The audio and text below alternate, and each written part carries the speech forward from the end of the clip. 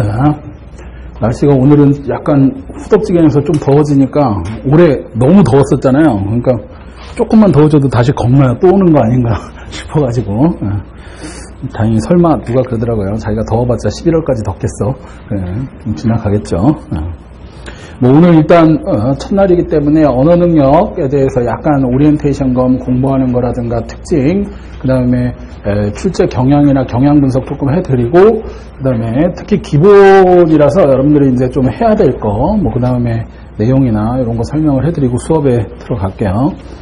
이 NIAT라는 시험이 2014년, 그러니까 13년까지는 이렇게 다르게보다 NIAT가 도입되고 아마 올해까지 3회 정도 실시를 했어요. 근데 3회 정도 실시하면서 뭐 여러 가지가 변했어. 그러니까 처음에 할 때는 언어 추리가 합쳐가지고 한 20문제 나왔다가 두 번째는 이제 분리되고 15문제씩도 늘고요. 뭐 처음에는 뭐 등고선도 나왔다가 뭐 암호도 나왔다, 틀린 그림 찾기도 나왔다, 뭐 이렇게. 그러니까 원래 그래요. 시험이 처음 시작되면 이게 변별력이 있는지 또 얼만큼 이 평가 요소들이 좋은지 뭐 이런 것들을 해보면서 이제 뭐 논술도 마찬가지예요. 논술도 뭐 NLPDR도 나왔다가 무장독립투쟁, 올해에는 뭐 위정척사운동 이런 거 나오면서 이제 여러 가지로 변화하기 때문에 한 4회, 5회까지는 아마 좀 그 틀이 잡힐 때까지는 그런 변화들이 있을 거예요. 그래서 있는데 그 가장 그 중요한 경향성을 띠는 거, 그거에 대해서 얘기를 해드리면 2013년도까지는 사실은 그 종합교양이라는 시험을 봤어요. 근데 그 종합교양이라는 시험을 100문제 정도 해가지고 객관식으로 한국사라든가 혹은 철학, 뭐 사회학, 정치학, 그 다음에 뭐 과학 같은 이런 종합적인, 그러니까 인문학적 소양부터 좀 자연과학적인 소양, 뭐 그리고 법적인 것도 이제 특히 안보수사나 대공수사 이런 데서는 이제 형법이나 형소법 뭐 이런 시험들을 봤었는데 NIAT가 도입되면서 뭐 쉽게 얘기하면 직렬별도 그렇고 이런 게 다 빠져버렸잖아요. 그래서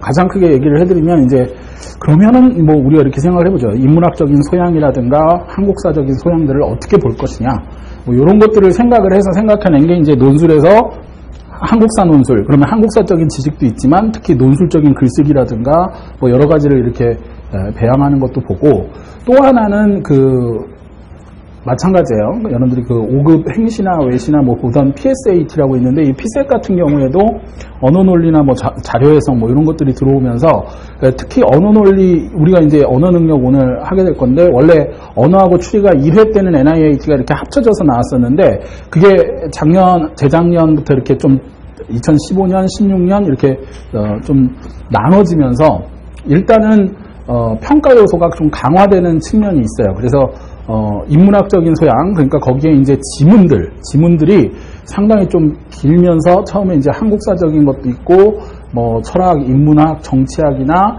뭐 과학적인 예술 뭐 이런 것들이 이제 내용으로 들어오는데 첫 번째 봤던 학생들은 이제 뭐죠?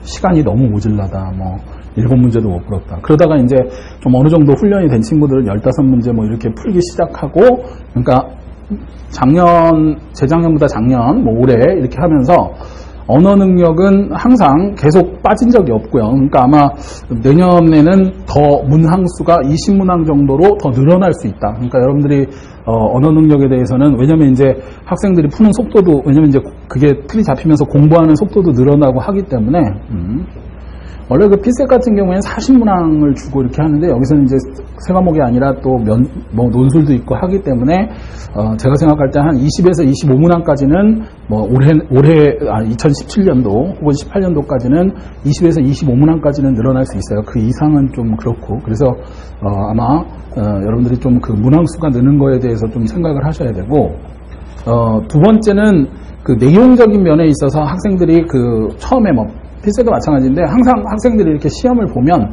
틀리는 문제, 왜 그러냐면 이제 좀 이따가도 설명을 해드릴 텐데 본인이 이제 이과다 그러면 내용을 이제 보시면 아는데 뭐 철학 지문, 예술 지문 뭐 나왔다 그러면 이제 보기도 싫어해요. 이게 무슨 소리지, 뭐 개념이나. 근데 반면에 또 문과 학생이다 그러면 과학이나 첨단과학이나 뭐 기술 관련해서 이런 지문이 나왔다 그럼 또 이게 맥을 못 추죠. 그러니까 이 내용들에 있어서도 이 천차만별이 있고, 또 뒤에 유형 같은 경우에도 이제 논지라든가 공동주제 찾기나 빈칸, 뭐 혹은 NIAT에서는 뭐 단락대를